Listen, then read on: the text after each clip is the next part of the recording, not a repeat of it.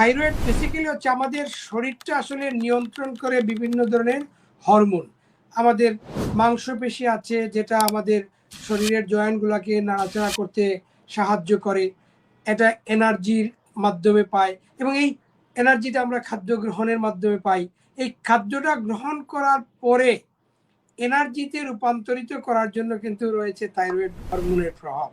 এবং শক্তি শরীরে দেয় হচ্ছে এই খাবার, এবং খাবারটাকে যে বিপাক প্রক্রিয়া থেকে শুরু করে একদম হৃদস্পন্দন পর্যন্ত সব কিছুই কিন্তু আমাদের এই থাইরয়েড গ্রন্থির নিয়ন্ত্রণে রয়েছে। এবং এটা এন্ডোক্রাইন গ্রন্থি, অর্থাৎ একটা গলার সামনের দিকে অ্যাডামস আপেলের নিচে একটা প্রজাপতির মতো দুই পাশে ডানার মতো আছে এবং মাঝখানে একটা কানেকশন আছে। এই গ্রন্থিটা কি হয়, আমাদের শরীরে রক্তের মধ্যে কিছু হরমোন নিঃসরণ করে এবং এই হরমোনটাই কিন্তু আমাদের বাকি যে সব কাজ আমাদের শরীরের জন্য, আমাদের শক্তির জন্য, আমাদের দৈনন্দিন কার্যক্রমের জন্য, এটা কিন্তু নির্ভর করছে আমাদের এই হরমোন সাপ্লাই যেটা দিচ্ছে সেটা পর্যাপ্ত হলে আমরা স্বাভাবিক থাকি, এখানে কমে গেলে অথবা বেড়ে গেলে শরীরে ঘটে আমাদের বিভিন্ন ধরনের বিপত্তি বা বিভিন্ন ধরনের লক্ষণ, রোগের লক্ষণ বা সিমটমস আমরা দেখতে পাই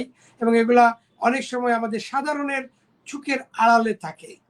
আমরা সাধারণত রোগটাকে যখন কোনো দিকে কোনো চাকা বা ফুলা বা এরকম কোনো কিছু হয়েছে, কোনো ব্যথা হয়েছে, তখন কিন্তু আমরা এটাকে রোগ মনে করে ডাক্তারের কাছে যাই। কিন্তু এই ক্ষেত্রে কিন্তু আপনার কোনো ব্যথাও নাই, কোনো চাকা হইতে পারে নাও হইতে পারে, চাকা ছাড়াও কিন্তু আমাদের এই থাইরয়েড গ্রন্থি বেশি এবং কম কার্যকর বা কার্যকারিতা সে প্রকাশ করতে পারে, যেটা আমাদের শরীরের বিভিন্ন সিমটমস নিয়ে আমরা দেখতে পারবো।